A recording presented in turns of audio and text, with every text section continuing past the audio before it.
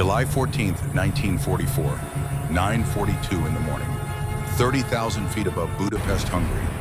First Lieutenant William Harrison watches the 88mm shell arc toward his B-17 Flying Fortress through summer sky. Black puff of smoke, fragment of metal spinning end over end. Physics and ballistics and trajectory meeting at single point in space where his aircraft occupies this exact moment. 24 years old, 17 combat missions completed, zero margin for error. The shell hits, not the wing, not the tail, not an engine. The nose. Direct hit on forward compartment where bombardier and navigator sit 3 feet ahead of his position. Where Norden bombsight calculates release point for bombs. Where plexiglass panels separate 10 men from air screaming past at 300 miles per hour and 40 degrees below zero. The explosion is not loud, is instant, complete, final. Everything forward of the cockpit simply ceases to exist.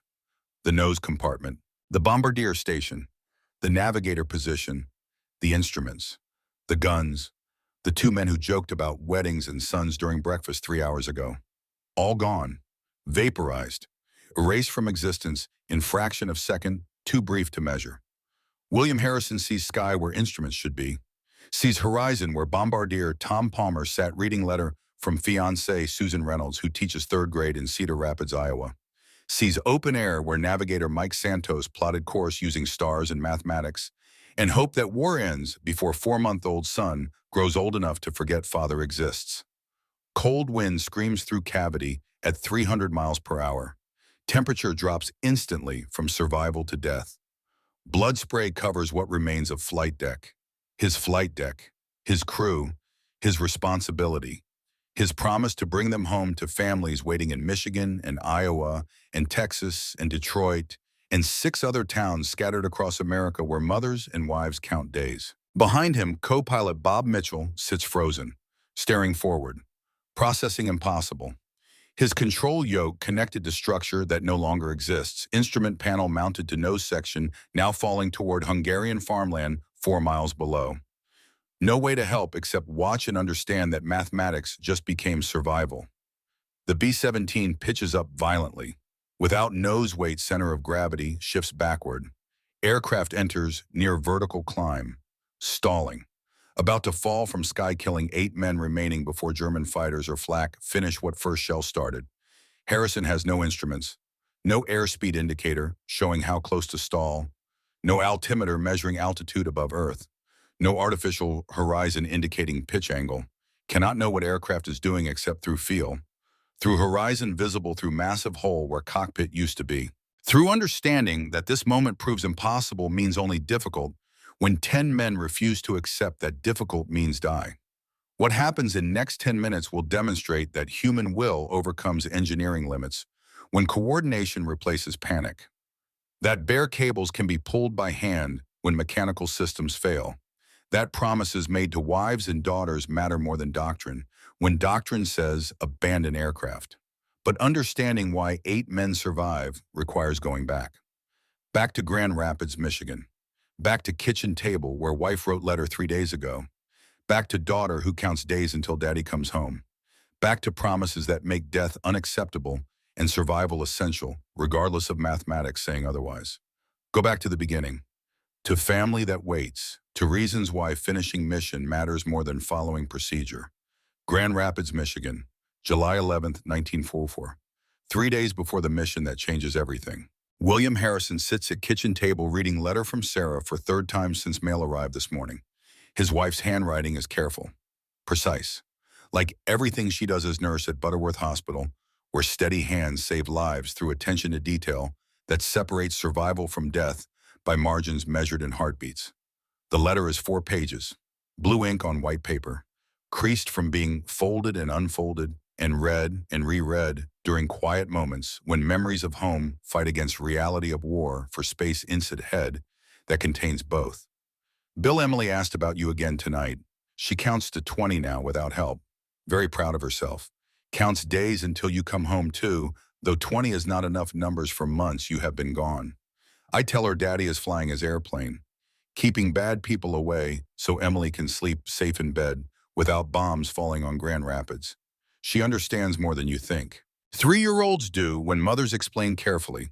Your father stopped by yesterday afternoon, brought vegetables from garden like he does every Tuesday, tomatoes and beans and corn, talked about his war while we shelled peas on front porch, about flying over France in 1918, about sop with camels and dogfights and watching friends spin into wheat fields when altitude ran out before luck did, about coming home when so many did not, about understanding that dead heroes do not raise daughters or kiss wives or eat garden vegetables at kitchen tables.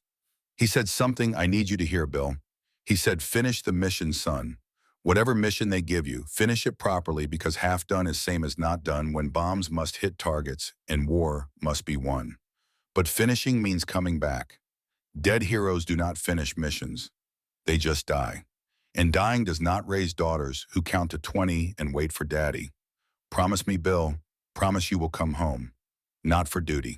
Not for flag, not for country that will forget your name 10 years after war ends. For Emily who counts days. For me who waits. For family that needs father and husband more than Air Force needs one more pilot among thousands. Promise you will bring yourself and your crew home because other wives and mothers are counting too. Because Palmer's fiancé waits in Iowa for September wedding. Because Santos's wife holds son who never met father.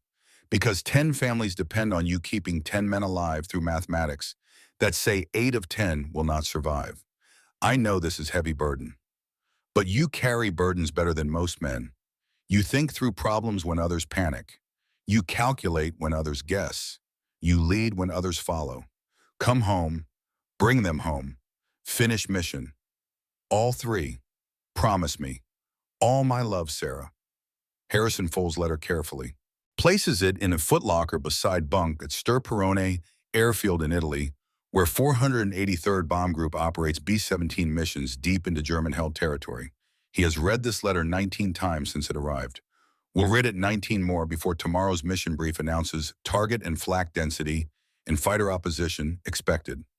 Promise made to Sarah. Promise to keep. Not through luck or hope or wishing. Through thinking clearly when others panic. Through calculating when mathematics matter more than courage. Through understanding that bringing crew home requires more than flying aircraft. Requires knowing when to follow doctrine and when to ignore everything training taught. He thinks about crew. About Palmer engaged to Susan who teaches 3rd grade in Cedar Rapids. Wedding planned September when 25 missions complete and war releases grip on futures planned around hope.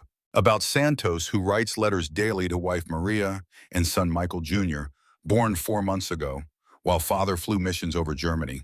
About Mitchell, whose fiancée Mary waits in Detroit planning October wedding. About Wilson, the flight engineer from Pittsburgh. Miller, the radio operator from Brooklyn. Cole, the waist gunner from Atlanta. Hayes, the tail gunner from Nashville. Kelly and Davis, the other gunners. 10 men total with families waiting for promises kept through mathematics that must somehow allow survival. 10 men. 10 families. 10 promises, depending on one pilot thinking clearly under pressure, that will test everything Sarah believes about husband's ability to solve problems. Harrison writes response that night. Does not mention tomorrow's mission to Budapest.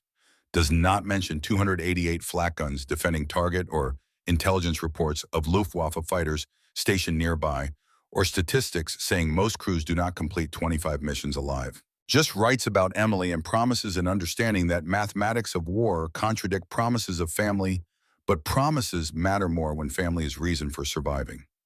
He seals the envelope, addresses it to Sarah at home in Grand Rapids, leaves it with Chaplain who will mail it after mission returns. Standard procedure, insurance against possibility that promise cannot be kept because flak or fighters or physics intervene between intention and execution. That night, he dreams about Emily counting. 1, 2, 3 to 4, counting days, counting missions, counting everything 3-year-olds count, when world is numbers and daddy is coming home. July 13th, 1944, night before the mission. Barracks at Sturperone Airfield. The crew gathers after evening meal. Tradition before dangerous missions. Not superstition. Just understanding that talking helps when tomorrow might kill you, and silence makes fear grow in darkness, where words cannot reach it. Palmer shows engagement ring photograph again. Susan Reynolds smiling in Cedar Rapids schoolyard, where she teaches children same age as Emily someday. Blonde hair pulled back from face. Blue eyes that look at camera like camera is Tom Palmer standing there instead of photographer at Sears Studio. Smile that makes Palmer talk about September like September is guaranteed. I am buying farm with saved pay. 160 acres outside Cedar Rapids. Corn mostly. Some livestock. House needs work, but Susan does not mind. She grew up on farm. Knows about fixing things, about building life from land and labor. Palmer talks about children they will have. 3 or 4. Teaching them baseball like his father taught him. Iowa summer evenings playing catch in yard while corn grows tall in fields beyond fence. About life after war that seems distant from barracks in Italy, but must be real because alternative is dying for nothing. Santos reads a letter from Maria, 5th time today. Letter describes Michael Jr. at 4 months old, starting to smile, starting to recognize mother's voice through repetition and tone. Knows nothing about father who writes daily from Italy but has never held him. Never counted fingers or toes. Never heard first laugh. Maria writes that son has father's dark hair and mother's brown eyes and grandfather's stubborn determination visible even at 4 months when stubbornness means refusing bottle until hunger overcomes pride. She writes that son will meet father when war ends and family begins properly instead of through letters crossing ocean. Santos folds letter carefully like it is made of something more fragile than paper. It is connection to son. Proof that family exists despite separation measured in months that feel like years. Mike Palmer says quietly, "You think he remembers your voice from letters Maria reads to him?" Santos considers questions seriously. Because questions about sons deserve serious answers, even when answers are guesses dressed as certainty to make hoping easier. Babies remember voices they hear regular. Maria reads my letters every day. Maybe he knows. Maybe when I meet him, he recognizes something familiar.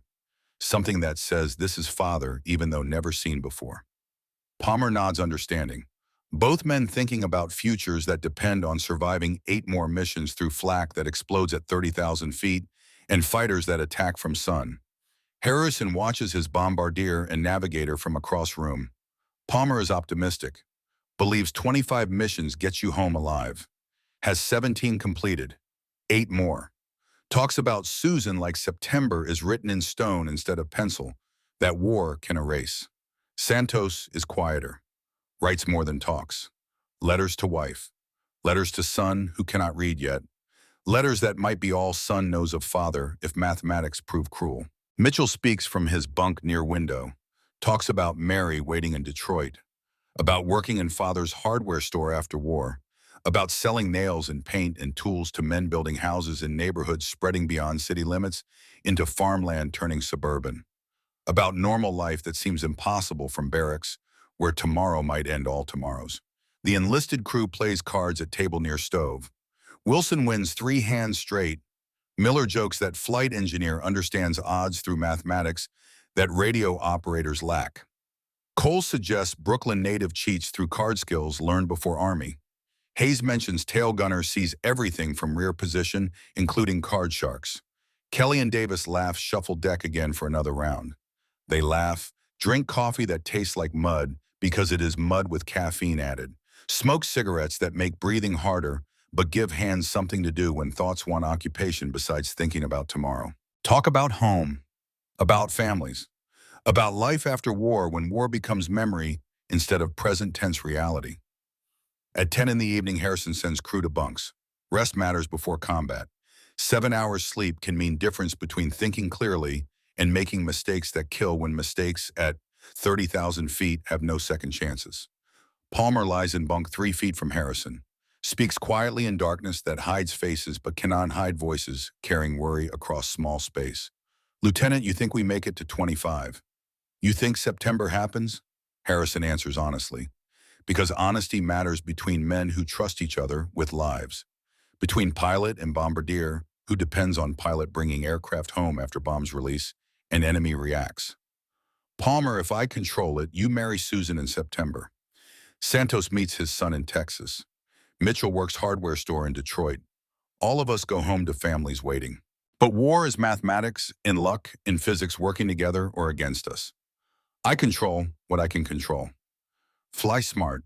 Make decisions based on thinking. Bring you home when physics allow. That is promise I can keep. Palmer is quiet for a moment, processing words. Understanding that promises have limits when flak and fighters vote on outcomes. That is enough, sir. That is all anyone asks. Silence settles over barracks. Men sleep or try to sleep or lie awake thinking about families and futures and mathematics that say most will not complete 25 missions, but maybe we are the ones who do. Maybe tomorrow is just another mission leading to September and suns and hardware stores. July 14th, 1944. 5 in the morning. 3 hours before nose explodes and mathematics prove cruel. Santos and Palmer eat breakfast together at long table in mess hall. Routine established over 17 missions. Bombardier and Navigator sit same spots. Eat same powdered eggs that taste like powder with yellow added. Drink same coffee that tastes like punishment. Talk about same thing because talking about home makes home real instead of memory fading. Palmer asks question, he asks every mission. Question that started as joke but became ritual that matters because rituals create continuity. Mike, what you tell Michael Jr. first time you meet him? First words father says to son Santos, has thought about this question every day since son was born in March while father flew over Germany. Has answer refined through repetition. Tell him I loved him before meeting him. That love does not require presence when love is strong enough to cross oceans and survive separation. Tell him war kept us apart but could not keep me from being his father. That I counted days until meeting same way he will count days until things he wants. Tell him his father thought about him every day, every mission, every moment. That when flak exploded, I thought about him instead of fear. That when fighters attacked, I thought about teaching him baseball instead of dying. That he kept me alive by giving reason to come home. Palmer nods understanding. Understanding that sons are reasons for surviving when survival seems impossible. Tom Santos asks what you tell Susan first. Moment after landing when 25 missions complete, Palmer smiles despite early hour and breakfast that tastes wrong and mission approaching. Tell her sorry for making her wait. Sorry for months of letters instead of presents. Tell her waiting is over. Future starts now. September happens and farm happens and children happen and all the things we planned when war interrupted. Tell her I thought about her every mission. That her photograph kept me sane. That counting days until September kept me alive. That she saved me by giving me future worth surviving for. They finish breakfast in silence that feels comfortable. Walk to briefing room where intelligence officer will reveal target and flak density and all the mathematics determining whether promises can be kept. 6 in the morning. Mission briefing. Intelligence officer pulls curtain with theatrical flourish that seems wrong for announcement that might kill people. Map reveals target in red circle marked with symbols indicating defenses. Budapest, Hungary. Shell oil refinery and railway yards feeding German forces on Eastern Front. Strategic importance extreme. Destruction will slow German logistics. Will reduce supplies reaching front lines. Will hasten war's end if bombs hit accurately. Expected opposition makes several men shift in seats. 288 flak guns defending target. Concentrated around railway yards. Accurate, deadly. German gunners have practiced for years on Allied bombers. They know trajectories, know timing, know exactly how much lead to give target moving at indicated speed and altitude. Weather over target clear, visibility unlimited, no clouds for concealment, just clear summer sky and flak and fighters and mathematics determining who lives based on chance and luck. Survival statistics unspoken, but understood. Out of every 10 men who climb into B-17 today, 8 will not return home alive. Dead, captured, missing. Mathematics do not care about families waiting, or letters written or promises made. Harrison listens, absorbs information, plans approach and escape, and contingencies for when plans fail, because plans always fail when enemy shoots back. His crew depends on him thinking clearly under pressure. 17th mission, 8 more to 25. If mathematics allow, if physics cooperate, if luck holds through one more mission and one more after that until someday September arrives. 7:30 in the morning. Crew boards Liberty Bell, B-17G Flying Fortress, 65,000 pounds fully loaded. 4 Wright Cyclone engines producing 2,000 horsepower each. 13 Browning M250 caliber machine guns. 2 tons of bombs in bay waiting to fall on railway yards. Harrison conducts pre-flight checks. Mitchell in co-pilot seat running through checklist with mechanical precision that comes from repetition. Palmer in Bombardier Station forward checking Norden bomb sight calibration. Santos in navigator compartment plotting course toward Hungary and back toward Italy and home. Wilson at flight engineer position monitoring engine temperatures and fuel flow. Miller at radio testing communication frequencies. Cole and Hayes at waist and tail gun positions. Kelly and Davis loading ammunition at their stations. 10 men working as coordinated unit. Everything normal, everything standard. Everything like 16 previous missions that ended with landing and debriefing and crew alive. 8 in the morning. Engines start. Propellers turn. Merhen. Aircraft vibrates with power converting fuel to motion to lift. 60 B-17s from 83rd Bomb Group taxi toward runway. Formation takeoff. Assembly over Mediterranean. Course northeast toward Hungary. Toward target defended by 288 guns trying to kill American bombers. Toward mathematics that will test promises made to wives and daughters. Harrison watches Palmer and Santos through gap between pilot seats. Can see Bombardier checking sight with concentration that excludes everything except numbers and angles. Navigator plotting course with pencil and ruler and faith that mathematics guide aircraft home. 2 young men making plans like September and Sons are guaranteed instead of dependent on surviving next 4 hours through flak that explodes, and fighters that attack and physics that care nothing about weddings or children. He makes decisions silently, not spoken because some decisions live better without words taking up space where certainty should be. He will bring them home today.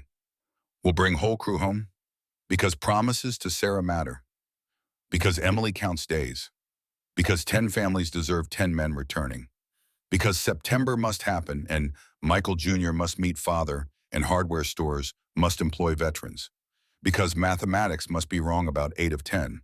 Liberty Bell lifts off at 8:27 in the morning, climbs toward 30,000 feet where air is thin and cold, and death arrives through metal fragments moving faster than sound. Forms up with group, 60 bombers in formation, 600 men heading toward target that most will reach, but not all will leave. Harrison holds Sarah's letter in flight suit pocket.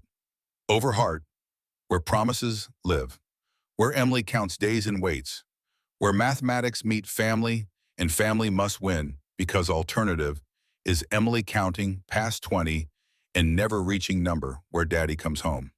The mission begins. Promise to keep through thinking clearly, through calculating when courage alone fails, through bringing crew home because 10 families wait and September must happen and sons must meet fathers and futures must exist beyond war. The formation climbs through Italian summer sky. Mediterranean spreads blue below. Ahead lies Hungary. Ahead lies Budapest.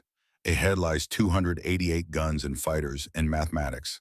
Ahead lies moment when shell hits nose and everything changes and impossible becomes only test of whether 10 men can coordinate well enough to survive what should kill them. But for now, just flying, just climbing, just thinking about promises. Palmer sits in Bombardier Station reading Susan's letter one more time, thinking about September, about Iowa farm, about children playing catch in summer evenings, about future that depends on surviving next 4 hours. Santos plots course with precision that comes from understanding that navigation errors kill crews when errors put aircraft over wrong cities with wrong defenses. Thinks about Michael Jr., about first meeting, about first words father speaks to son, about love that crosses oceans. Mitchell monitors instruments in co-pilot seat, watches engine temperatures and fuel flow in altitude climbing toward 30,000 feet. Thinks about Mary, about Detroit, about hardware store, about normal life after war. Wilson at flight engineer position, Miller at radio, Cole and Hayes at gun positions, Kelly and Davis ready at their stations. 8 men plus Harrison and Mitchell make 10. 10 men with families. 10 men with futures planned. 10 men depending on pilot keeping promise to bring them home. The climb continues. 20,000 feet, 25,000, 28,000. Air getting thinner, temperature dropping toward 40 below zero. Oxygen mass necessary now for breathing at altitude, where atmosphere cannot sustain life without help. The formation tightens. 60 bombers in combat box formation designed for mutual defensive fire against fighters. Each aircraft position calculated for overlapping fields of fire. Mathematics of survival through coordination. Harrison checks his crew through intercom. All stations report ready, guns loaded, all systems functioning. Everything as ready as possible for what comes next. Ahead lies Hungarian border. Ahead lies Budapest. Ahead lies target defended by every gun Germany can position around critical railway yards feeding Eastern Front. Ahead lies flak. Ahead lies moment at 9:42 in the morning when 88mm shell hits nose and vaporizes Palmer and Santos and leaves 8 men facing impossible. But impossible is only word, only description of situation that seems without solution until solution is found through coordination and refusal to quit. For now, the formation flies northeast. Bombers maintaining position. Crews watching for fighters. Gunners scanning sky for black dots growing into Messerschmitt 109s or Focke-Wulf 190s diving from sun. Harrison thinks about Sarah's letter, about promise made 3 days ago, about Emily counting to 20, about bringing crew home because families wait and futures depend on mathematics allowing survival through one more mission. Just one more mission. Then 17 becomes 18. Then eventually 18 becomes 25. Then crew goes home. Then Palmer marries Susan in September. Then Santos meets Michael Jr. in Texas. Then Mitchell works hardware store in Detroit. Then war becomes memory instead of present. Then promises are kept. The formation crosses Hungarian border at 9:30 in the morning, 12 minutes before shell hits. 12 minutes before impossible becomes test of human will against physics. 12 minutes before 10 men learn whether coordination overcomes mathematics when mathematics say die, and coordination says survive through pulling bare cables by hand. The sky ahead is clear, summer blue, beautiful, peaceful. Then flak begins. Black puffs appearing in sky like deadly flowers blooming at 30,000 feet. Each puff representing 88mm shell exploding. Each explosion throwing metal fragments at speeds that tear through aluminum like paper. The formation maintains course. Bomb run approaching. Palmer preparing to release. Santos confirming target coordinates. Harrison holding aircraft steady despite flak bursting around them like thunderstorm made of steel. 9:41 in the morning. 1 minute before shell hits. Palmer releases bomb load. 2 tons falling toward railway yards below. Liberty Bell lurches upward as weight drops away. 9:42 in the morning. Shell hits nose. Everything forward of cockpit vaporizes. Palmer and Santos die instantly. Gone. Erased. 2 futures ending in fraction of second. Harrison sees sky where instruments should be. Sees blood. Sees wind. Sees impossible. The B-17 pitches up. Stalling, dying, about to fall. But Harrison has throttles. Has crew behind him. Has promise to keep. What happens in next 10 minutes will prove that promises matter more than mathematics when humans refuse to accept that mathematics are final. The test begins. The promise must be kept now. 9:42 in the morning and 3 seconds, 30,000 feet above Budapest. The wind through the missing nose is not wind. Is physical force. Is 300 miles per hour of air moving with violence that tears at everything not bolted down. Cold that burns exposed skin. Noise that makes thought difficult and communication impossible. Harrison sees his hands on the throttles. Sees blood on his flight suit. Does not know if blood is his or Palmer's or Santos's or all 3 mixed together in spray that painted cockpit red when nose vaporized. His control yoke does nothing, connected to structure that no longer exists. He pushes forward, pulls back, moves left and right. Aircraft does not respond because mechanical linkage is gone. Destroyed, vaporized with nose section and 2 men who talked about September and suns. Behind him, Mitchell sits in co-pilot seat, staring at empty space where bombardier and navigator worked 3 seconds ago. Staring at sky and horizon and ground 4 miles below, visible through hole that should not exist. His control yoke equally useless. His instruments equally gone. Both men have throttles. 4 levers controlling 4 engines. Only controls remaining that respond to input. The B-17 continues climbing from nose-up attitude caused by center of gravity shifting backward when forward weight disappeared, climbing toward stall. Toward moment when wings can no longer generate lift and aircraft falls from sky-like stone with 8 men aboard. Harrison pulls throttles 1 and 2 to idle. Engines on left wing reduce power. Pushes throttles 3 and 4 to maximum. Engines on right wing increase power. Asymmetric thrust. Should force nose down and left. Nothing happens immediately. Physics take time. Thrust must overcome momentum, must redirect 65,000 pounds of aircraft already committed to upward trajectory. Then slowly the nose begins to drop. Left wing dips slightly, aircraft rolling and pitching simultaneously in way that no manual describes because no manual covers flying without cockpit. Harrison adjusts throttle positions, finding balance. Too much power on right and aircraft rolls inverted. Too little and nose stays up and stall kills everyone. The sweet spot is narrow, is invisible, is something he must find through feel and horizon and understanding that mistakes kill when altitude runs out before solutions arrive. The B-17 levels at 29,000 feet. 1,000 feet lost in seconds of fighting for control. Nose pointing approximately southwest toward Italy and home, and Sarah and Emily waiting in Grand Rapids for promise to be kept. But aircraft is not controllable, is barely flying, is 65,000 pounds of aluminum held in air through luck and physics, and understanding that wings generate lift as long as airspeed remains above stall speed and angle of attack stays within limits.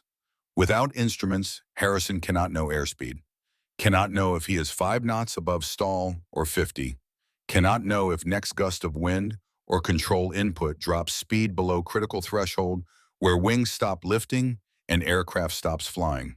He can only feel, only watch horizon, only trust that years of training in 17 missions give him sense for what aircraft is doing when instruments cannot tell him. Behind him through fuselage, he hears voices, crew members moving, equipment shifting, sounds that mean men are alive and responding to crisis. Wilson, Miller, Cole, Hayes, Kelly, Davis, Mitchell. 8 men remaining from 10 who took off from Italy, believing mathematics might allow survival. 2 men gone.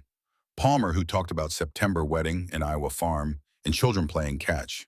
Santos, who wrote letters to son and counted days until meeting. Both dead before understanding they were dying, before fear or pain or regret. Just instant transition from alive to not alive in explosion that took fraction of second. Harrison cannot think about them now, cannot grieve when 8 men depend on him solving problem that seems without solution. Must compartmentalize. Must put Palmer and Santos in mental box that stays closed until later, when later exists and grief has space to live. For now, only survival matters. Only bringing 8 men home matters. Only keeping promise to Sarah matters, even though promise is already broken because 2 crew members will not return and 2 families will receive telegrams. Behind him, Wilson appears in gap between cockpit and Bombay. Flight engineer, 27 years old. Pittsburgh, 3 years working steel mills before war. Understands machines. Understands systems. Understands that mechanical failures have mechanical solutions when solutions exist. Wilson looks forward at missing nose, at sky where instruments should be, at blood-covering flight deck, at Harrison's hands on throttles making constant small adjustments to keep aircraft approximately level. Understands situation immediately with clarity that comes from training and instinct. Lieutenant, we lost Palmer and Santos. Harrison nods without turning head. Cannot turn head in 300-mile-per-hour wind without risking being pulled forward toward opening. Cannot take eyes off horizon when horizon is only reference for keeping wings level. I know. Check the rest of crew. Then check systems. Then come back and tell me what we have. Wilson disappears aft. Harrison hears him moving through fuselage. Hears voices in communication. Hears sounds that mean men are functioning despite shock. Despite understanding that 2 crew members died and 8 remain, and mathematics now say 7 of 8 will not make it home instead of 8 of 10. The formation is ahead. 60 B-17s that were tight combat box are now cluster of dots growing smaller as Liberty Bell falls behind. Other bombers maintaining cruise speed heading southwest. Harrison's bomber is slower because drag from missing nose is enormous. Like flying with barn door attached to front, aerodynamic efficiency destroyed. Speed bleeding away despite engines at maximum continuous power. He watches formation disappear. Watches 60 bombers become distant shapes, become nothing visible against sky. Understands that Liberty Bell is alone now. Separated. Vulnerable. Easy target for German fighters hunting damaged bombers that cannot defend themselves effectively. But losing formation might save them. Might be blessing instead of curse. Because flying alone means no obligation to maintain formation speed. Means can slow down to speed that 300-mile-per-hour wind through missing nose allows. Means can focus on survival instead of keeping position. Wilson returns to cockpit area. Face serious but not panicked. Engineer doing job when job is assessing damage and determining if aircraft can continue flying. Sir control cables are visible in bomb bay. Exposed. The nose explosion tore away panels. I can see elevator cables, rudder cables, aileron cables. All intact but hanging loose without fairleads. Harrison processes this. Control cables intact means mechanical connections still exist between cockpit and control surfaces. Means aircraft could be controlled if cables could be actuated. But yoke is gone. Pedals are mounted to floor, but cables they normally connect to are 40 feet aft being buffeted by wind. Can you pull them? Can you actuate controls manually? Wilson considers question, looks aft toward bomb bay where cables are visible, looks forward at Harrison, understanding what is being asked, understanding that manual flight control means crew members pulling steel cables by hand in 300-mile-per-hour wind while aircraft flies at 30,000 feet. I can try, sir. Do not try. Do it. Get Miller and Cole. Position yourselves where you can reach cables. Pull when I need control input. I will use throttles to signal what I need. Throttle back left engines means need left rudder. Throttle back right means need right rudder. Both engines back means need nose up. Understand? Wilson nods, disappears aft. Harrison hears him organizing crew. Hears Miller and Cole moving to positions in bomb bay. Hears sounds of men preparing to do impossible thing, because impossible is only option when alternative is die. Minutes pass. Harrison maintains the aircraft as level as possible using only throttles, advancing and retarding power on individual engines to counter yaw and pitch and roll. It is crude. It is exhausting. Small adjustments every few seconds. Never relaxing, never trusting that aircraft will maintain attitude without constant input. Wilson's voice comes from somewhere aft, shouting over wind noise. Ready to try, sir. Harrison throttles back engine 1 slightly. Left outboard engine reduces power. Should cause aircraft to yaw right. Should require left rudder correction to maintain heading. He feels it. Feels aircraft respond to rudder input from 40 feet aft. Feels nose move left slightly. Feels coordination that should not be possible without mechanical linkage. Feels crew pulling cable responding to aircraft movement instead of waiting for orders that cannot be given over wind noise. He throttles engine 1 back to normal power. Tries engine 4. Right outboard reducing power. Aircraft yaws left. Then corrects. Crew pulled right rudder cable without being told. Read aircraft movement.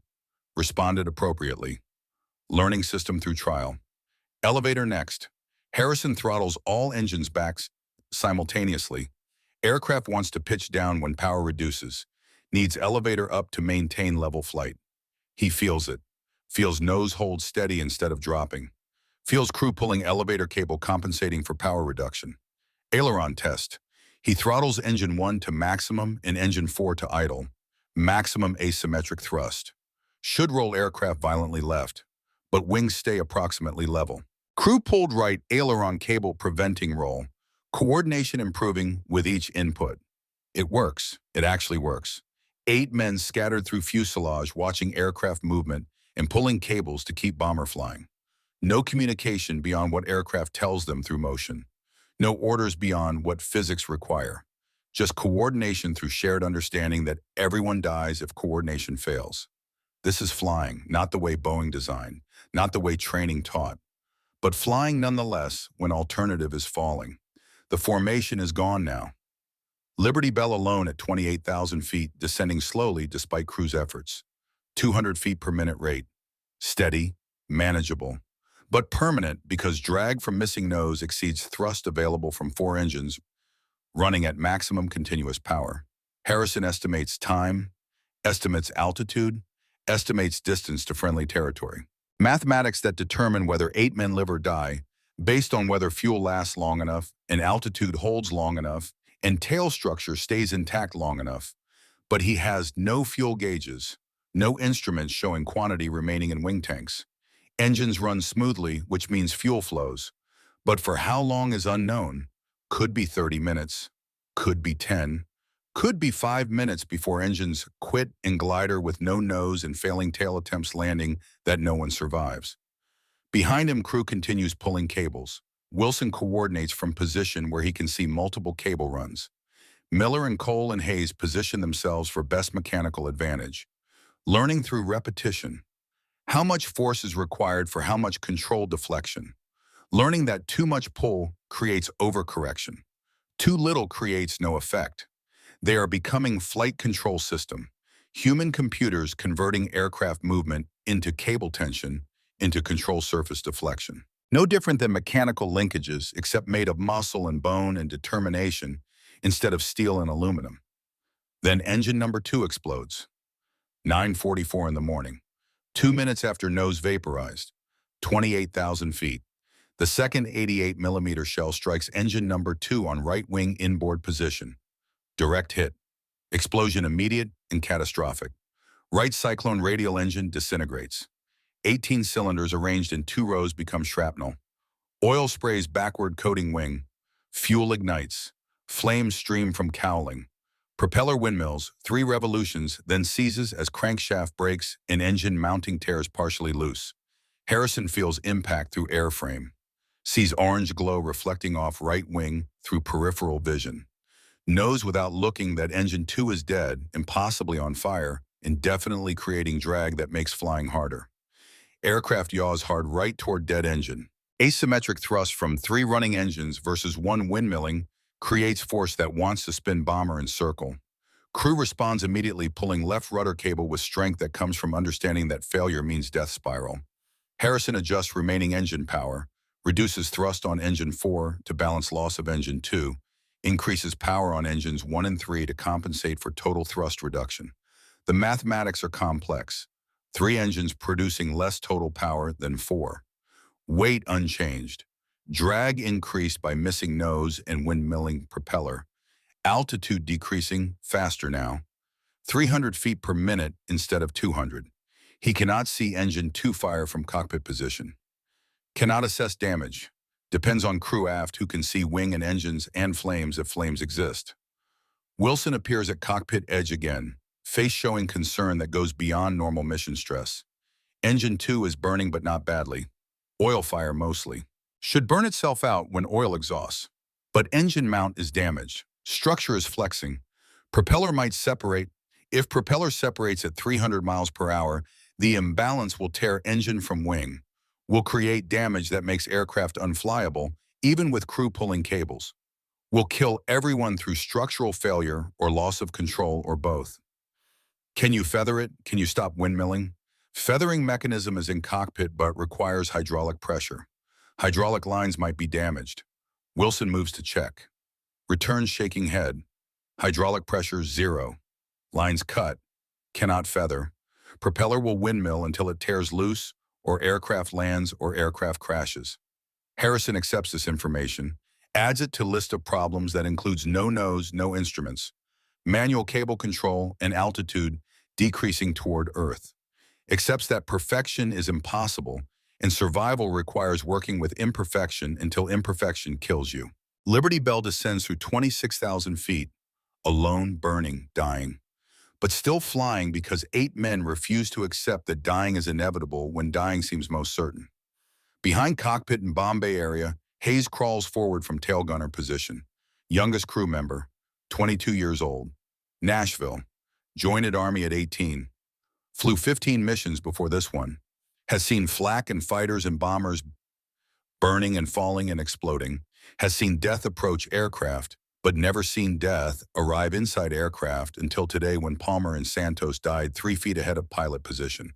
Hayes reaches Bombay where Wilson and Miller and Cole pull cables. His face shows fear that goes beyond normal mission fear. Fear that says something new is wrong, beyond nose gone and engine burning and altitude decreasing.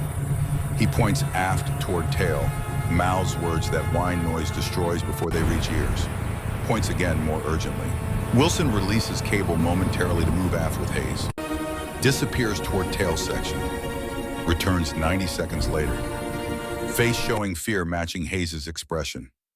Returns to cockpit edge where Harrison can hear him shout over wind. Tail structure is failing, sir. Stress cracks spreading through fuselage skin. Framework flexing wrong. Explosion damaged support members. Tail could separate. Harrison processes this calmly despite information meaning death for everyone if tail fails. Processes like problem to solve instead of death sentence to accept. Because panic kills when calm thinking might save. How long before failure? Wilson shakes head. No way to know. Could be 10 minutes. Could be 10 seconds. Metal fatigue is unpredictable. Each stress cycle brings structure closer to catastrophic failure. Each minute flying is a Russian roulette with structural limits. 3 crises now compound. No nose. Engine 2 burning and windmilling. Tail structure failing. Mathematics say impossible to survive one. 3 simultaneously is beyond mathematics into realm of miracle. But miracles are just unlikely events that happen anyway when humans refuse to quit. When coordination overcomes individual limitations. When 8 men working together achieve what 1 man alone cannot. Harrison makes decision. Decision that commanders make when all choices are bad and least bad option is only option available. Prepare crew to bail out. Everyone except you and Mitchell. Get parachutes on. Get positioned near waist gun windows. Wait for my signal. When tail starts to go, I will give you 30 seconds warning if possible. Maybe less, maybe no warning. But be ready. Wilson stares at Harrison, understanding what is being ordered. Understanding that crew evacuating means no one pulling cables. Means Harrison and Mitchell alone in bomber that becomes uncontrollable when crew leaves. Means pilot and co-pilot die so crew can live. Sir, if we leave, you cannot control aircraft. I know. But if you stay and tail fails, everyone dies instantly. This way, maybe 8 live through capture. Maybe some evade. Maybe mathematics allows survival for most instead of none. Wilson wants to argue. Wants to refuse. Loyalty says stay with pilot even when staying means dying. But logic says 8 men living through imprisonment is better than 10 men dying through structural failure. Logic wins argument between heart and head when head calculates survival odds. Yes, sir, I will prepare crew. Wilson disappears aft. Harrison hears him moving through fuselage organizing evacuation. Hears parachutes being clipped to harnesses. Hears men positioning themselves near exits. Hears sounds of 8 men preparing to abandon bomber and pilot who brought them this far. 24,000 feet. Descending. Burning. Tail failing.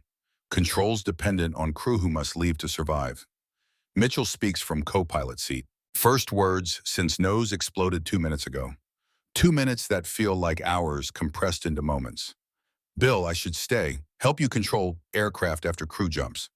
Harrison turns head slightly, makes eye contact with co-pilot and friend. Man who flew 17 missions in seat 3 feet away.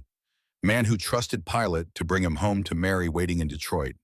Bob, you have no controls, no way to help. If you stay, you die when I can no longer hold aircraft level. Better you jump, better you live. Better Mary gets husband instead of telegram. Mitchell wants to argue, but cannot argue with logic that says staying accomplishes nothing except adding 1 more death to count. Both men understand what is happening. Understand that crew evacuating means Harrison dies. Means co-pilot must leave pilot alone or die beside pilot without purpose. Understand that some decisions have only bad options, and choosing least bad, it is leadership when leadership means sacrificing self for others. The aircraft continues southwest, descending, burning, Crew preparing to jump. Pilot preparing to tear. Mathematics proving cruel to Palmer and Santos. Preparing to prove cruel to Harrison. But maybe allowing mercy to 8 who jump and survive capture. Wilson returns to Bombay. Grabs elevator cable. Pulls when aircraft needs nose up. Understands these might be last pulls before crew evacuates and cables hang slack, and pilot faces impossible alone. Behind them, Hayes watches tail structure, watches cracks spreading, watches metal flexing beyond design limits, watches death approaching through fatigue failure that cannot be prevented, only delayed until delay runs out. Cole and Kelly and Davis position themselves at waist gun windows, parachutes clipped, harnesses adjusted, waiting for order that sends them into slipstream toward capture and imprisonment and eventual liberation, toward life instead of death if mathematics allow. Miller stays at radio position, monitoring frequencies that carry no traffic because radio is damaged and communication is impossible. But staying at position means pretending normal when nothing is normal, means maintaining routine when routine means pulling cables to keep bomber flying until tail fails, or fuel exhausts, or pilot orders evacuation. The formation is 10 miles ahead now, invisible beyond horizon. Liberty Bell alone in sky that looks peaceful despite bomber burning and dying and descending toward Earth or enemy territory, or both. Harrison checks fuel by listening to engines. They run smoothly. No roughness, no hesitation. Means fuel flows, means tanks have quantity remaining. But how much is unknown and unknowable without gauges destroyed when nose vaporized? B-17 carries 2,800 gallons maximum. At cruise power, 4 engines burn 200 gallons per hour. But 3 engines at maximum continuous power burn more. Maybe 250 gallons per hour. Maybe 300. Mathematics unclear when operating outside normal parameters. Time since takeoff is 90 minutes. Fuel consumed approximately 300 gallons before nose exploded, remaining approximately 2,500 gallons. At 300 per hour, that gives 8 hours endurance, plenty to reach Italy if aircraft could maintain altitude and heading. But aircraft descends at 300 feet per minute. From 24,000 feet, that gives 80 minutes until sea level. 80 minutes until altitude runs out regardless of fuel remaining. And Hungary to Italy is 300 miles. At 180 miles per hour, ground speed, that is 100 minutes flying time, 20 minutes longer than altitude allows. Mathematics say aircraft hits ground or water 20 minutes before reaching safety. Say Harrison must order evacuation before altitude runs out completely. Say crew must jump while altitude allows parachute deployment and survival. Say 8 men live and 2 men are already dead and 1 man dies controlling aircraft until crew evacuates. Say mathematics win eventually, even when humans fight against numbers with everything available. Harrison accepts this, accepts that promise to Sarah will be broken, accepts that Emily counts to 20 and beyond and never reaches number where daddy comes home, accepts that some promises cannot be kept when physics and flak and structural failure intervene. But 8 men going home is better than 0. 8 families receiving sons and husbands is better than 10 families receiving telegrams. 8 futures is better than 0 futures when futures are measured against deaths already occurred. Wilson pulls elevator cable responding to aircraft pitch. Miller adjusts rudder responding to yaw. Coordination continuing even as they understand coordination is temporary. That soon, cables hang slack and bomber dies and pilot dies and 8 jump towards survival. 22,000 feet. Descending, time running out measured in altitude consumed. Harrison speaks to Mitchell without turning head. Voice calm despite situation. Bob, get ready to go. When I give word, you have maybe 30 seconds before aircraft becomes uncontrollable. Move fast, jump clean, pull ripcord at 10,000 feet, land, evade if possible. If captured, tell Mary I tried. Tell her I brought crew as far as physics allowed. Mitchell unbuckles harness, stands from co-pilot seat carefully. Wind pressure through missing nose tries to pull him forward. He braces against seat, moves toward aft crawlway that leads to fuselage and waist gun windows, and escape into air that means survival through capture. He looks back at Harrison one final time. Pilot still locked in position, hands on throttles making constant small adjustments, eyes forward watching horizon, holding dying aircraft as steady as possible for crew that must leave him. 17 missions together, 17 times taking off and landing and surviving. Trust built through shared danger. Through understanding that pilots and co-pilots depend on each other more than brothers, because brothers are born to same family while aircrew choose each other, Bill Mitchell says quietly, voice barely audible over wind noise. Bill, I am sorry. Harrison nods without looking back. Nothing to say that words can contain. Understanding passes between them without language. Understanding that Mitchell must go, that staying accomplishes nothing, that some goodbyes happen without words because words are insufficient. Mitchell climbs through crawlway, disappears aft. Harrison is alone in cockpit that is no longer cockpit, is open-air platform at 22,000 feet with throttles and seat and blood and memories of 2 men who died and 1 man who prepares to die. Behind him, through fuselage, he hears Wilson organizing final evacuation preparation. Hears men checking parachutes one final time. Hears sounds that mean crew is ready. That order to jump will send 8 men into slipstream towards survival or death, depending on mathematics of parachute deployment and German response and luck. The tail structure flexes worse now. Hayes can see it from waist position, can see cracks widening, can see framework bending beyond design limits, can see death approaching through metal fatigue that cannot be reversed, only delayed. Harrison estimates time remaining, minutes maybe, could be 5, could be 2, could be 30 seconds. Unpredictable, like Wilson said. Metal fails when stress exceeds strength, and stress accumulates with each moment flying. He must give crew time to separate from crash site, must stay with aircraft long enough that 8 parachutes land miles from where Liberty Bell impacts. That separation means Germans searching for downed bomber might miss scattered crew, might allow evasion, might allow some to reach partisan lines and return to Allied territory. Long shot, unlikely, but possible when impossible is alternative. Wilson appears at Bombay Edge one last time. Ready, sir? On your word. Not yet. Give me 2 more minutes. Get farther from crash site. Get better chance at evasion. Wilson nods, returns to position, grabs cable one final time, pulls when aircraft needs input, knowing these are last pulls. That in 2 minutes, cable hangs slack and bomber enters death spiral and pilot rides aircraft down because giving crew separation is final gift from commander to men he led. Harrison counts seconds, counts altitude, counts mathematics that determine when staying helps crew and when staying is just dying without purpose. 20,000 feet, 2 minutes to go, 120 seconds. Count them. Give crew every second possible. He thinks about Sarah, about Emily, about letter in pocket over heart, about promise made and promise broken, about family that waits for husband and father who will not return, because flak over Budapest was accurate, and physics are cruel, and mathematics favor death over survival when too many things fail simultaneously. Thinks about Palmer, who died dreaming of September, about Santos, who died thinking about sun, about 2 men who made plans that died with them, about 8 men who might make plans if they survive jumping and capture and imprisonment and eventual liberation. Thinks that 8 futures is enough, that 2 deaths and 1 death is price for 8 survivors, that mathematics could be worse, that Palmer and Santos would understand, that Sarah will understand when telegram arrives and widow learns husband died, giving crew chance at survival. 100 seconds remaining, aircraft descending through 19,000 feet, tail structure visible through gap showing cracks spreading like spider web through aluminum skin, framework bending visibly now.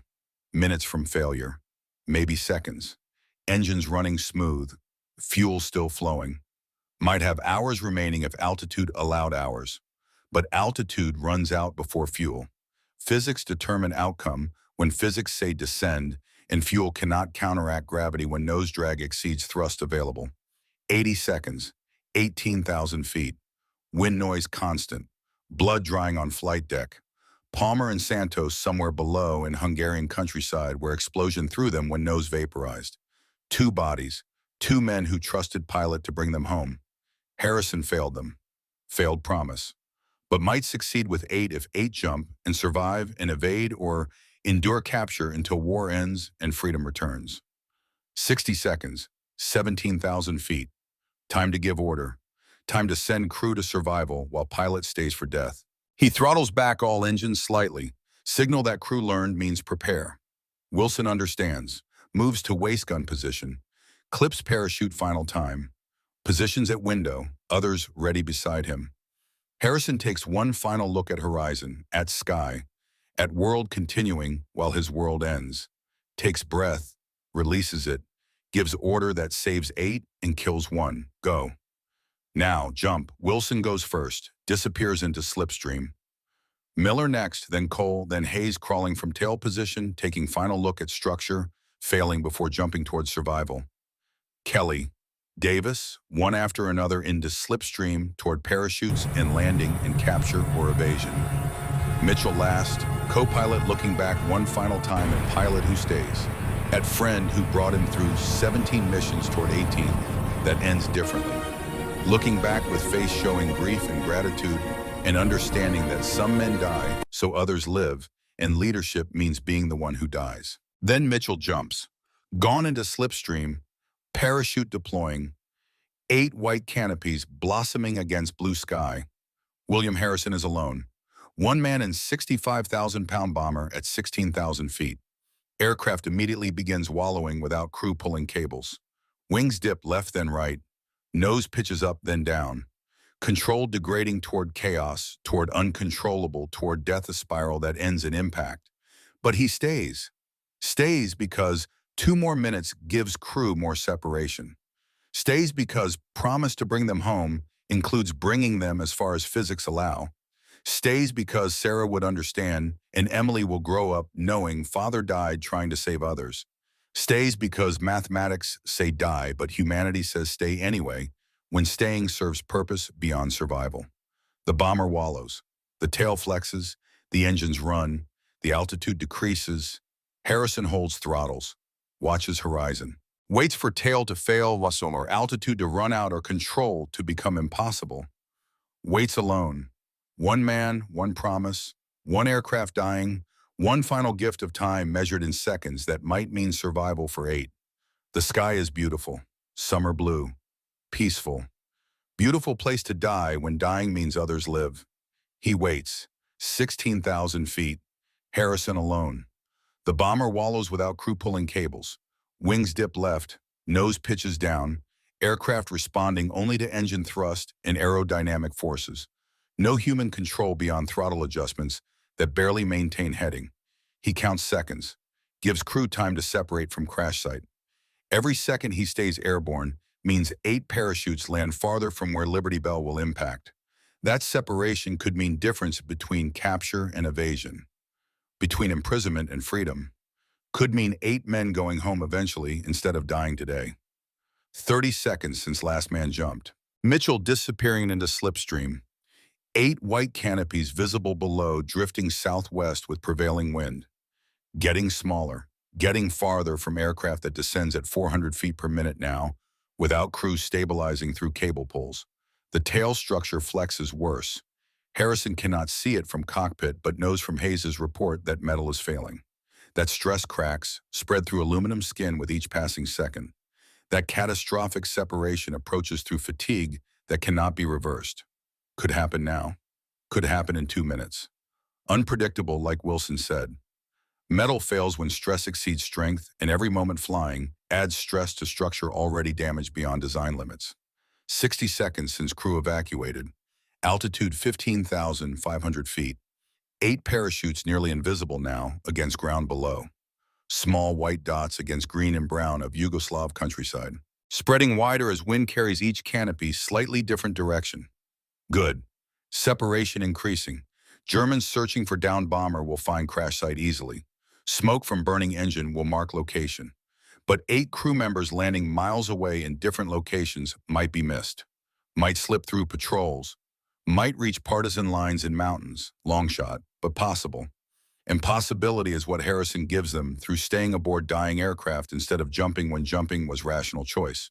90 seconds, 15,000 feet. Aircraft nose drops steeper. Wallowing becomes spiral. Left wing dips 20 degrees, 30 degrees, 40 degrees, entering death spiral that will become unrecoverable if allowed to continue. Harrison adjusts throttles, reduces power on engine 1, increases power on engine 4. Asymmetric thrust forces wings level temporarily.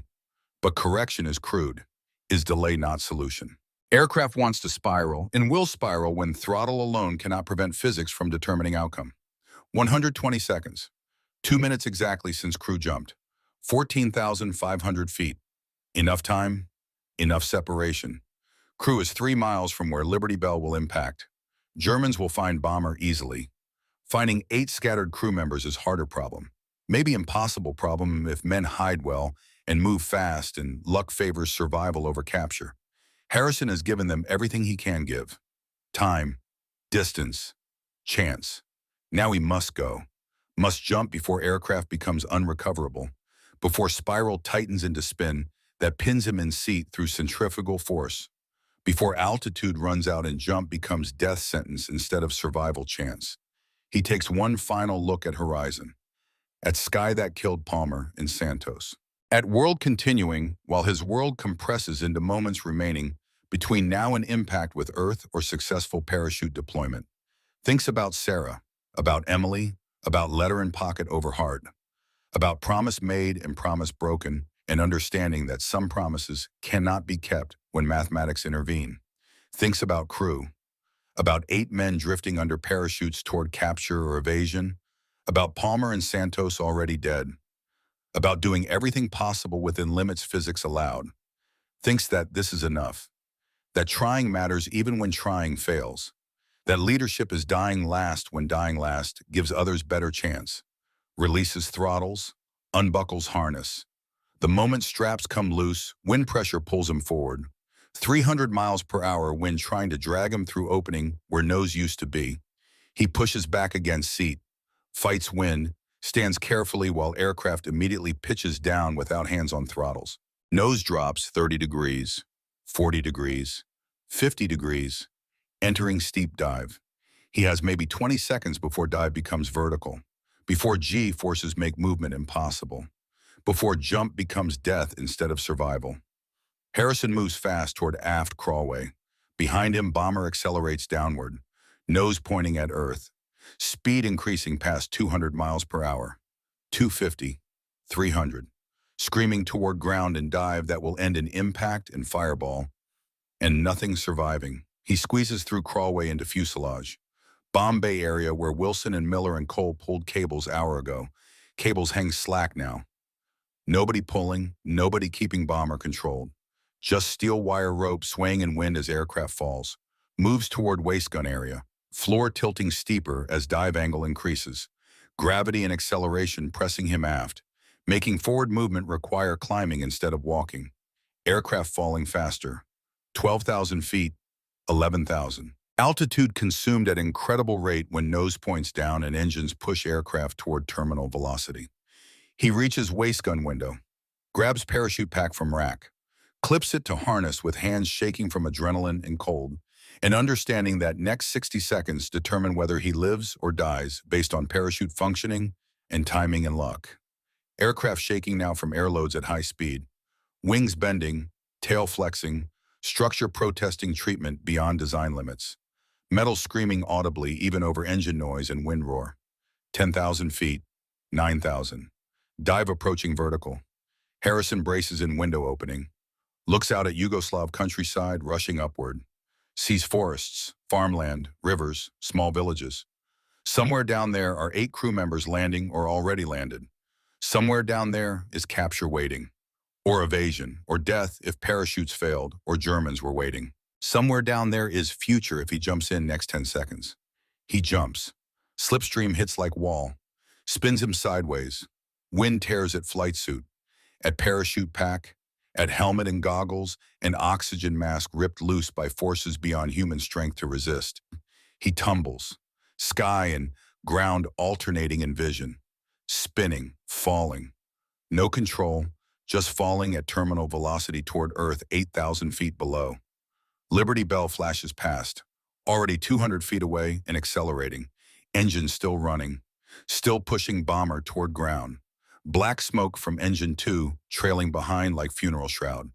Aircraft beautiful and terrible. 65,000 pounds of aluminum and steel falling faster than human body because mass and drag determine terminal velocity and aircraft has more mass. Harrison pulls ripcord.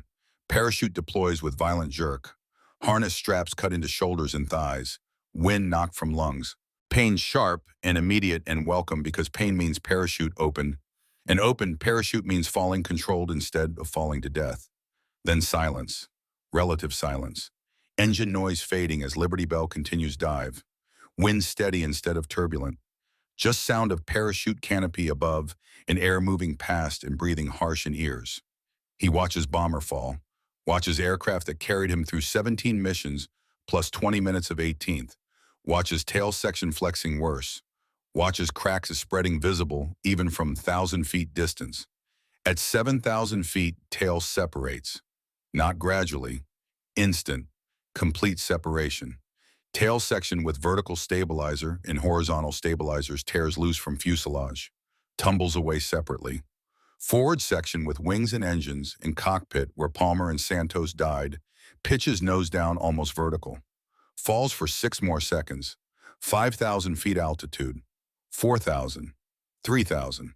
Disappears into tree line 2 miles southwest of Harrison's position. Column of black smoke rises moments later. Flames visible through trees. Fuel tanks igniting on impact. Explosion deep and final. Nothing survives that crash. No one could survive it. If Harrison stayed aboard 30 more seconds, he would be smoke rising from Yugoslav forest, would be burned metal and destroyed dreams, and telegram to Sarah saying husband died in aircraft crash over enemy territory. But he jumped. He is alive, descending under parachute toward enemy territory and capture, and 9 months as prisoner. But alive. Able to tell Sarah he tried. Able to tell families of Palmer and Santos that deaths were instant and painless. Able to honor 2 men by surviving and remembering. The parachute descent is slow. 3 minutes from deployment to landing. Harrison drifts southwest with wind. Below him, Yugoslav landscape shows scattered farms, forests, villages. German occupation forces patrol this area. Somewhere down there, his crew landed minutes before him. Somewhere down there is reunion in captivity instead of celebration and freedom. Ground approaching faster than expected. Harrison sees trees. Tries steering parachute toward open field by pulling risers. But canopy not designed for precision maneuvering. Trees directly below now. Dense forest, no way to avoid. He hits upper branches at 15 miles per hour. Branches snap under impact.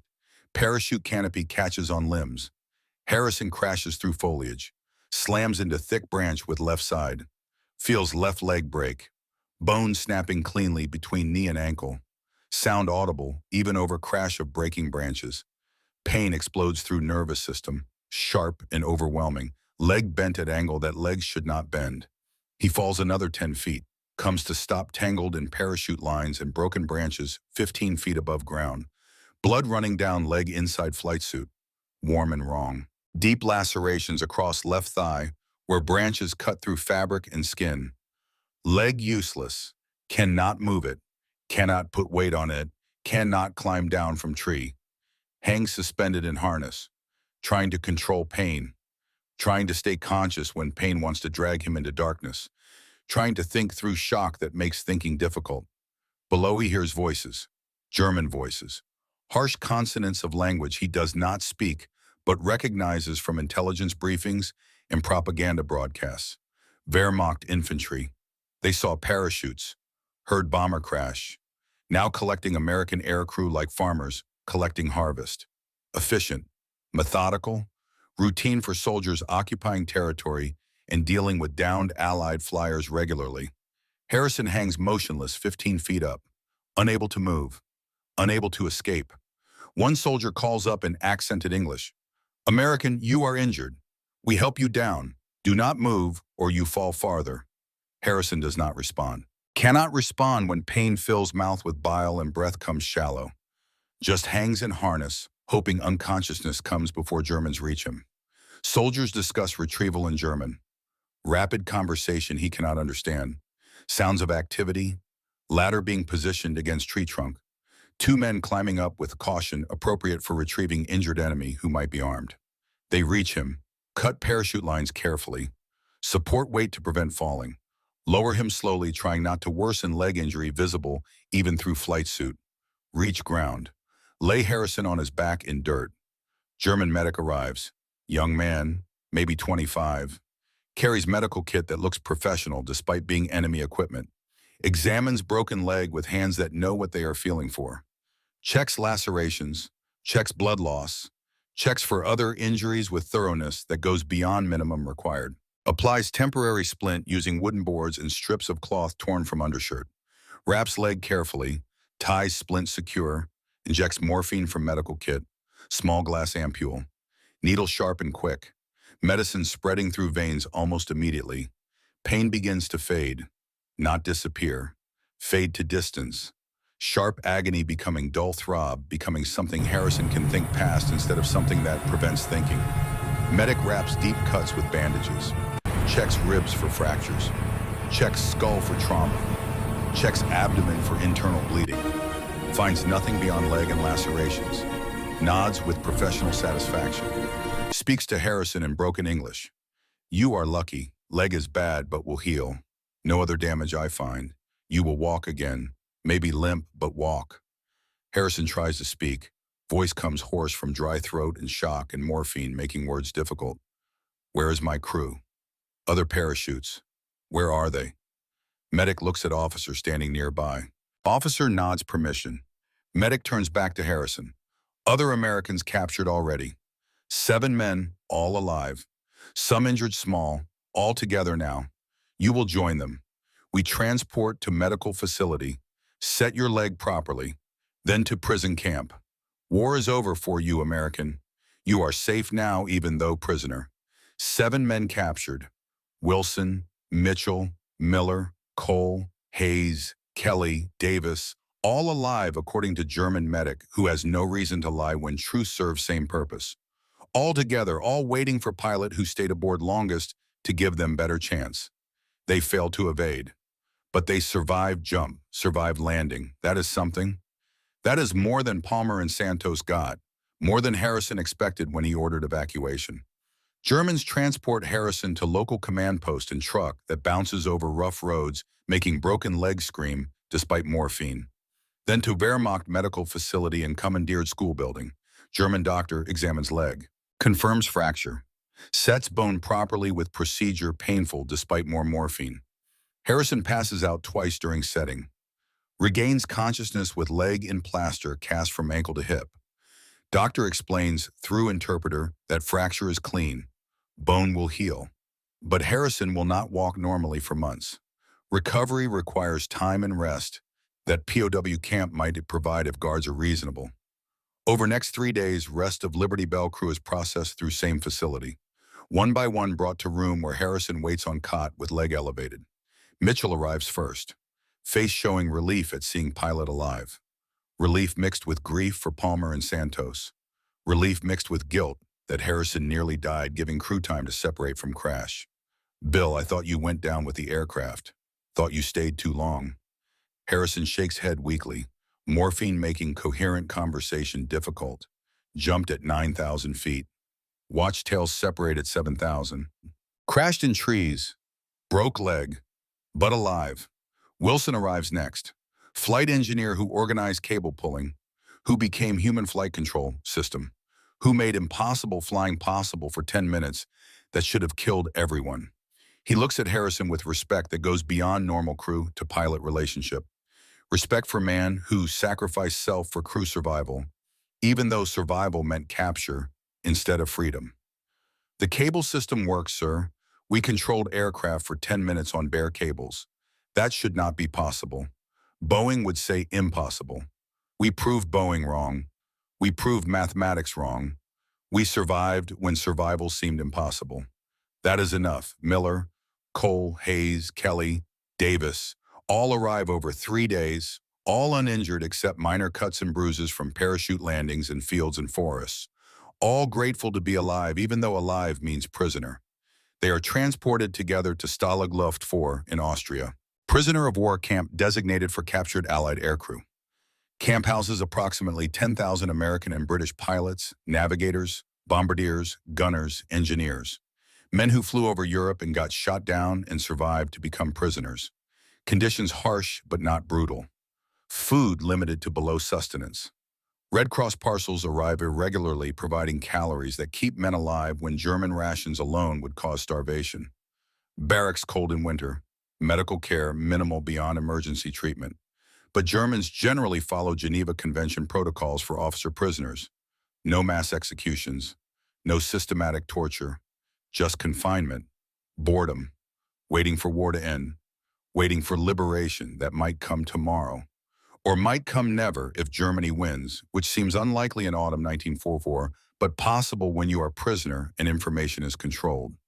Harrison's leg heals slowly. First 2 months on crutches. Cast removed, September 1944. Month Palmer was supposed to marry Susan Reynolds in Cedar Rapids. Month that meant future for Bombardier, who died instant when nose vaporized. Month that is just September now. Just month on calendar. Just time passing in captivity while leg heals in war continues. Physical therapy is basic. Walk around camp perimeter daily. Rebuilding strength in damaged leg. By October, he walks without assistance. By November, limp barely noticeable. By December, physically recovered. But war continues. Camp remains locked. Guards patrol wire. Escape attempts rare and mostly unsuccessful because escaping Austria as American is difficult. When you speak no German and face looks, American in civilian clothes are impossible to obtain. Christmas 1944. Stalag Luft 4. 6 months since mission over Budapest. Liberty Bell crew gathers in barracks. 8 men remaining from 10 who took off from Italy believing mathematics might allow survival. Believing September weddings happen and sons meet fathers and hardware stores employ veterans.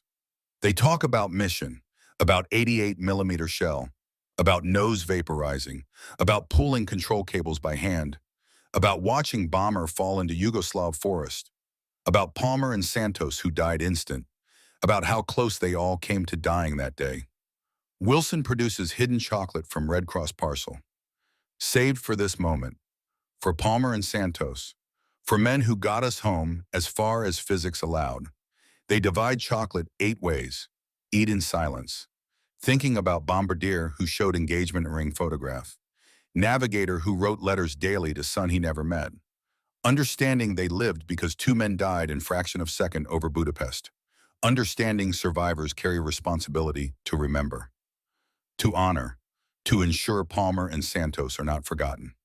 Mitchell speaks quietly. When we get home, we visit Susan Reynolds in Cedar Rapids. Tell her Tom talked about her every day. Tell her September was real to him. Tell her he died thinking about Iowa farm and children they would have. Harrison nods agreement despite grief still raw after 6 months. We visit Maria Santos too in San Antonio. Tell her Mike never met his son but loved him before meeting possible. Tell her letters he wrote show who father was. Give her that mercy. Promise made. Promise that matters because Palmer and Santos cannot tell own stories, cannot explain own deaths, cannot provide closure to families who wait and hope and eventually receive telegrams saying killed in action over Budapest. The crew settles into routine of captivity. They talk. Remember. Wait. Wait for war to end. Wait for liberation. Wait to go home to families who count days differently now. Who count days since telegram arrived instead of days until return. Winter turns to spring. News filters into camp through guards and new prisoners and Red Cross, allies advancing. Germany collapsing. Eastern Front moving west as Soviets push toward Berlin. Western Front moving east as Americans and British push through France and cross Rhine into Germany itself. War ending, just question of when. Weeks, maybe. Months, possibly. Days, if optimistic. Germans begin evacuating camps as Soviet forces advance from east. Prisoners march westward in long columns. Conditions deteriorate. Food scarce beyond, scarce into starvation. Some men die during forced marches. Bodies left beside roads. Others escape in chaos when guards are distracted or sympathetic or simply tired of war that Germany is losing. Harrison and crew stay together. March through Germany as Third Reich collapses around them. Limp from broken leg returns under stress of long marches. But he keeps walking, keeps moving, keeps surviving because Sarah and Emily wait and promises matter even when promises were broken through circumstances beyond control. April 30th, 1945. Column of prisoners marching west through Bavaria. American tanks appear on road ahead. Sherman tanks, white stars on turrets. American soldiers in uniforms that look clean compared to prisoner rags. American voices shouting in English instead of German. Liberty, freedom. 9 months captivity ending on dirt road in Germany as war dies around them. American soldiers distribute food, water, cigarettes. Medical personnel check for injuries and disease and malnutrition that killed some prisoners before liberation arrived. Former prisoners transported to collection points, then airfields, then back to Italy, eventually to United States. Liberty Bell crew goes home. All 8 survivors, all 8 men who pulled control cables at 30,000 feet over Budapest. All 8 men who jumped from dying bomber and lived through capture and imprisonment and forced marches and liberation. June 1945, Grand Rapids, Michigan. William Harrison returns to Sarah and Emily, train from New York. Wife and daughter waiting at station. Emily, now 4 years old, barely remembers father who left when she was 3. Knows daddy from letters and photographs and stories mother told during 11 months waiting. Harrison kneels despite leg pain that still lingers. Hugs daughter who feels smaller than remembered. Promises never to leave again. Promise he can keep because war is over, and promises to family matter more than duty when duty is finished. Sarah understands husband returned different. 10 months POW changed him. 17 missions before that changed him. Watching Palmer and Santos die changed him. Man who left is not man who returned. But core remains. Dedication to crew. Commitment to promises. Understanding that mathematics of war contradict promises of family, but families endure when war ends. Mitchell marries Mary in Detroit, October 1945. Month delayed from plan, but happening nonetheless. Invites entire crew. Invites Susan Reynolds, who never married. Who teaches 3rd grade still in Cedar Rapids. Who attends wedding to meet men Palmer talked about. Men who tried to bring him home. She meets crew at reception. Harrison tells her Tom talked about September every day. About farm and children and life after war. Tells her death was instant. No pain, no fear. Just instant transition from alive to not alive, an explosion that took fraction of second. Tells her Tom's last words in barracks night before mission were about her, about counting days until September, about futures planned around hope. Susan cries, crew cries with her. Understanding grief shared is grief halved, even when having still leaves grief unbearable. But she thanks them for trying, thanks them for surviving and telling her truth instead of letting telegram be only information she receives. She never remarries. Lives her life teaching children in Cedar Rapids. Keeps Tom's photograph on desk at school. Tells students about young man who went to war believing in September. Who made plans that war erased. Who died before understanding he was dying. She lives to 2001 age 79. Faithful to memory of man she loved. Harrison visits Maria Santos in San Antonio. November 1945. Meets Michael Jr., now 19 months old. Walking, talking. Knows nothing about father who died 4 months before son was born. Harrison tells Maria what Mike said night before mission. About loving son before meeting. About letters written to baby who could not read. Maria gives Harrison the letters. 83 letters Mike wrote to son who could not read yet. Letters describing war and family and hopes and dreams. Letters that are Michael Jr.'s inheritance when old enough to understand who father was through words written before death. Harrison gives letters back. These belong to Michael. Read them to him. When he is old enough, give them to him. Let him know his father through his own words. That is better gift than any memory I can provide. The crew stays in contact. Annual reunions. Meeting every year in different cities. Remembering missions. Remembering men who did not return. Remembering that they survived something that should not have been survivable. Bond between them unbreakable. They flew bomber with no nose, no instruments, no cockpit. Pulled bare control cables exposed to 300-mile-per-hour wind at 30,000 feet. Survived when mathematics said die. Honored Palmer and Santos by surviving, by remembering, by telling families truth. 1967, 483rd Bomb Group Reunion, Detroit, Michigan. Man approaches Harrison at hotel reception. German accent noticeable despite good English. Approximately 50 years old. Gray hair. Face showing age and worry. My name is Otto Weber. July 14th, 1944.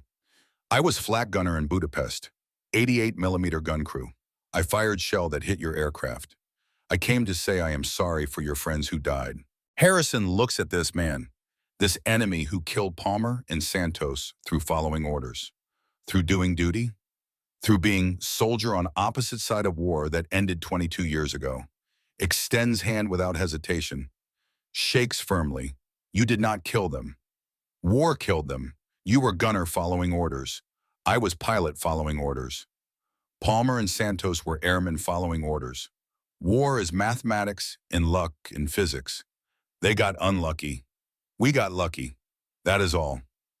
Otto cries, relief or grief or understanding releasing through tears. Harrison understands. Soldiers carry guilt for deaths caused even when deaths were duty. German gunner carries Palmer and Santos, same way Harrison carries them. Through memory and responsibility, and wish that mathematics had been different. They talk for 2 hours. About July 14th from different perspectives. About seeing bomber fly without nose. About understanding Americans refuse to accept impossible. About recognizing that warriors respect warriors regardless of flags.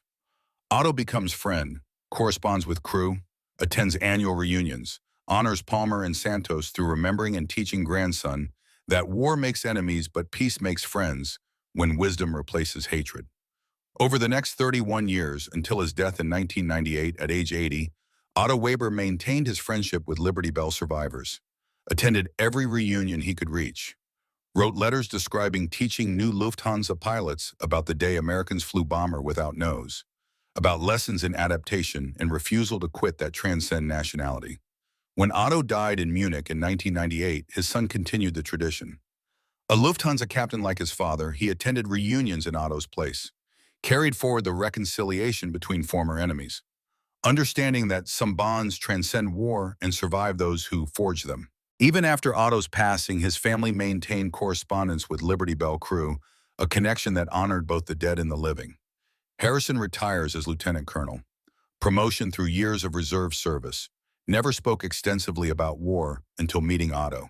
Then begins telling story, speaking at schools, teaching engineering students about coordination and refusal to quit, when quitting seems rational. Explains that human will overcomes mathematics when humans coordinate perfectly, that bare cables can be pulled, that bombers can fly without noses, that promises matter more than physics when promises are about bringing people home. His post-war life is quiet. Works as engineer for automotive company in Detroit, raises Emily who becomes teacher like her mother, watches grandchildren grow, attends annual reunions with dwindling number of Liberty Bell survivors. Each year, fewer men. Each year, memories becoming more precious as witnesses disappear. Wilson returned to Pittsburgh, became commercial pilot for regional airline, flew until mandatory retirement at 60, raised 3 children, taught them about day, he pulled cables to keep bomber flying, about coordination being stronger than individual effort. Miller opened radio shop in Brooklyn, sold and repaired radios and later televisions. Married, 4 children. Told customers about flying through war, about surviving impossible through working together. Shop stayed open until 2003 when he could no longer manage alone. Cole went home to Atlanta, taught high school mathematics for 37 years, told students about applying math to survival, about calculating angles and forces while pulling cables at 30,000 feet, about proving that mathematics work when applied correctly even in chaos. Hayes became elementary teacher in Nashville, taught 3rd grade like Susan Reynolds did, never married, devoted life to children, told them about courage and coordination and keeping promises, about men who died and men who lived and why both matter equally. Kelly settled in Wisconsin, worked construction, built houses and barns and churches, strong hands that pulled cables, pulled lumber, and drove nails for 50 years, raised family, attended reunions when health allowed, died 2007, age 85. Davis moved to Kansas, farmer, raised wheat and corn, married childhood sweetheart, 5 children, told them about flying over Europe, about cables and crashes and captivity, about coming home when mathematics said die. Died 2006, age 84. They stayed connected through decades, through annual reunions that became semi-annual, then quarterly as age made travel difficult, through letters and phone calls, and understanding that 8 men survived together and would remember together until memory could no longer be shared. Harrison dies 2009 at age 89. Lived full life. Saw world change. Saw aircraft evolve from propeller bombers to jets to spacecraft. But aircraft he remembered most clearly was Liberty Bell. B-17G that lost nose over Budapest. Bomber that flew on borrowed time and crew determination. Aircraft that proved impossible means only difficult when 10 men refuse to accept that difficult means stop. Crew carries his casket at funeral. 5 men remain from 8 survivors. Mitchell, Wilson, Miller, Cole, Hayes. Kelly died 2 years prior. Davis died 3 years prior. They bury Harrison beside Memorial Stone for Palmer and Santos at Military Cemetery. 3 names together: pilot who tried, bombardier who dreamed of September, navigator who loved sun before meeting possible. The legacy is simple: not heroism, not medals, not recognition, just understanding that coordination overcomes impossibility, that promises matter even when broken, that 10 men working together achieve what 1 man alone cannot. That Palmer and Santos did not die for nothing when 8 survivors live fully and remember completely and teach next generation that giving up is choice, not inevitability. Liberty Bell is gone, crashed in Yugoslav forest, July 1944. But lesson endures, lesson that bare cables can be pulled when mechanical systems fail, that bombers can fly without noses when crew coordinates perfectly. That impossible means only difficult when you refuse to accept that difficult means stop trying. That is William Harrison. That is Liberty Bell crew. That is 10 minutes that changed 8 lives and honored 2 deaths and proved mathematics wrong when mathematics said everyone dies.